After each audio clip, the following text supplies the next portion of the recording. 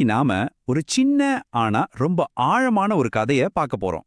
இந்த கதை மூலமா உண்மையான செல்வம்னா என்ன, அதோட அர்த்தம் என்னன்னு நம்ம சேர்ந்து தெரிஞ்சுக்கலாம்.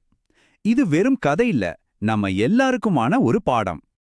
நம்ம கதைக்கு ஒரு அருமையான தொடக்கமா இந்த வரி அமைஞ்சிருக்கு. அதாவது, ஒரு காகம் தனக்கு ஏதாவது சாப்பாடு கிடைச்சா அதை ஒளிச்சு வைக்காதான். அதுக்கு பதிலா தன் கூட்டத்தையே கூப்பிட்டு பகிர்ந்து சாப்பிடுமா. இந்த மாதிரி பகிர்ந்து வாழ்ற குணம் யார்கிட்ட இருக்கோ அவங்க கிட்ட தான் உண்மையான செல்வம் வந்து சேரும்னு சொல்லுது. சரி, கதைக்குள்ள போறதுக்கு முன்னாடி ஒரு நிமிஷம் யோசிப்போமா?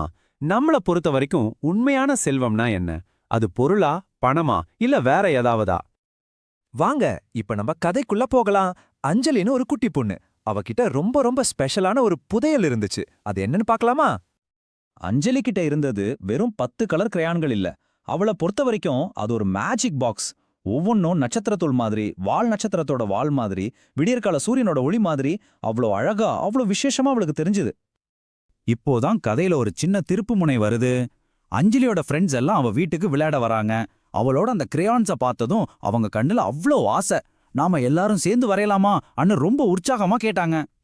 உடனே பாருங்க, அஞ்சலிக்கு வயித்துக்குள்ள ஒரு மாதிரி பதட்டமா ஆயிடுச்சு. மனசுக்குள்ள ஒரு பெரிய போராட்டமே நடக்குது. என்னோட இந்த ஸ்டார் டெஸ்ட், என்னோட மேஜிக்கு, இதை நான் மட்டும்தான் யூஸ் பண்ணணும் அப்படின்னு அவளுக்கு தோணுச்சு. அதனால யாருக்கும் தெரியாம அந்த கிரேயான் பாக்ஸை எடுத்து தன்னோட கட்டில் கடியில கொண்டு போய் ஒளிச்சு வச்சுட்டா.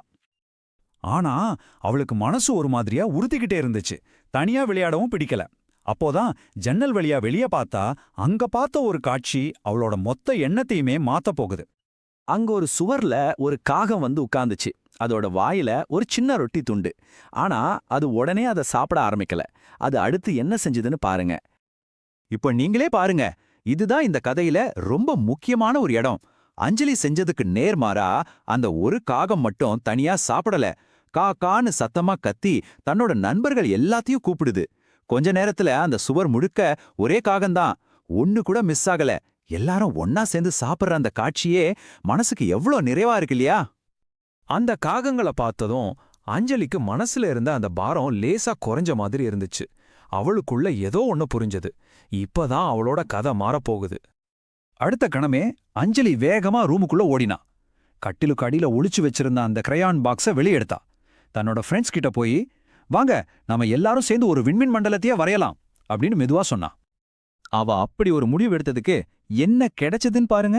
ஒரு சாதாரண பேப்பர் இப்போ ஒரு பிரபஞ்சமாவே மாறிடுச்சு. சுத்துற கிரகங்கள், மின்னுற நட்சத்திரங்கள்னு எல்லாரும் சேர்ந்து ஒரு புது உலகத்தையே உருவாக்கிட்டாங்க. அப்போதான் அஞ்சலிக்கு ஒரு விஷயம் நல்லா புரிஞ்சது. அந்த 10 கிரேயான்களை தனியா வச்சிருந்தப்போ அவ பணக்காரி இல்ல. ஆனா அதை எல்லாரோடும் பகிர்ந்துகிட்டப்போ நட்புங்கிற ஒரு பிரபஞ்சமே அவளுக்கு கிடைச்சது. அதுதான் உண்மையான செல்வம்னு உணர்ந்தா. அப்போ இந்த குட்டி கதையிலிருந்து நாம கத்துக்கிட்ட முக்கியமான பாடம் என்ன? வாங்க அத கடைசியா ஒரு தடவை பார்க்கலாம். ஆமாங்க, உண்மையான செல்வங்கிறது நம்ம கிட்ட எவ்வளோ இருக்குங்கிறதுல இல்ல. அதுக்கு பதிலா நம்ம கிட்ட இருக்கிறத மத்தவங்களோட எப்படி பகிர்ந்துக்கிறோங்கிறதுல தான் இருக்கு, இல்லையா? இந்த ஒரு சின்ன விஷயம் நம்ம வாழ்க்கையில எவ்வளோ பெரிய மாற்றத்தை கொண்டு வரும்னு யோசிச்சு பாருங்களேன்.